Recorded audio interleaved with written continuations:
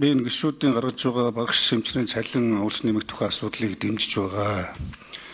Яагаад гэвэл энэ ирээдүйн оюуны бөгөөд эрүүл мэндийн хоёр хүч улс оронд байж иж улс орон хөгждөг, урагшилдаг ийм жамтай. Багшийн цалин гэдэг бол тоо биш. Энэ багшийн оюуны бүтээмж сурагч оюутан залуучуудын ирээдүйн бас одоо хариуцлагатай иргэн бүтээлч хандлагыг бий болгох ийм асуудал.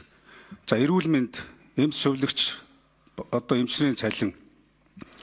Энэ бас бол бид эрүүл байж цаашаа Монгол улс хөгжлийн чанар өрсөлдөх чадвар өөрөө урагшлнаа, дээшлэнэ. Аль хэдийн дэмжиж байгаа. Гэхдээ энэ хоршооны асуудлыг энэ далим дундуур үүсгэж болохгүй. Энэ малчтын хөдөлмөрийг дэмжлэх нэг том бодлого. Тэгээ Монгол улс өөрөө өргөн удам газар нутагтаа 100 хүн амтай.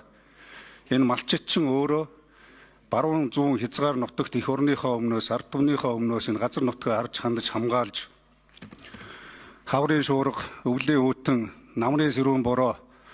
За тэгээд одоо зуны халуунд энэ хүн амаад хижээх гэж борив богс хийхгүй зүтгэж байгаа юм ард түмэн. Түүнээс гадна хамгийн чухал нь бидний язгуур соёл, үндэсний өв уламжлалыг тээж яваа амьд өв сан болсон юм хүмүүс. Малчидгүйгээр энэ тагуу оршуу малгүйгээр энэ төчнөө сайхан барилга, төчнөө сайхан дэд бүц бариад бид монголоор байж чадахгүй. Газар нутгийн 76% нь цөлжсөн байна. Одоо хөдөө газар бол энэ шинэ оршооны судалгаач байж байна, бидний өмнө байгаа мэдээлж байж байна. 200 мянган малчин өрөх байна. Одоо малддаг хүн олдгоо болсон.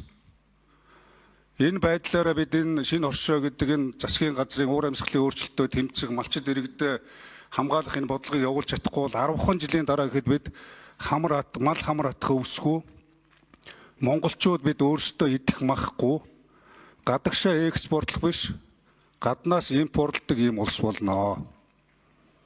Энэ малчид чинь өөрсдөө ажлын байраар хангаж байгаа. Өөрөө л бусдыг ажлын байраар хангаж байгаа. Энэ хот суурин газрын бидний ширээн дээр ирдэг атга гарвал килограмм махыг бүтээх гэж хамаг амьдралаа зориулж байгаа юм хүмүүс. Тэгэхээр энэ багш эмчнийхээ цалинч нэмэх ёстой. Энэ шинэ хоршоо хөтөлбөрийг явуулах ёстой. Ингэж байж бид эрүүл оюунлаг байна. Энэ шинэ хоршоо хөтөлбөр чинь эмчнэрийн цалин нэмнэ гэдэгтэй адилхан эрүүл Монгол хүн байх тухай асуудал байхгүй. Мал эрүүл болж хүн эрүүл байна. Мах эрүүл байж бидний хүнс эрүүл байна.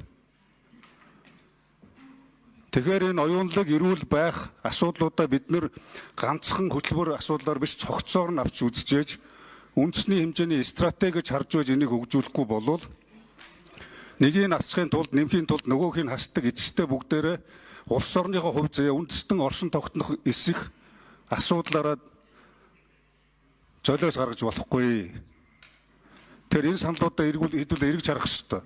Багш эмчнийхээ цалин өөр их усрээс энэ төсвүүдээр тавьж нэмэх ёстой.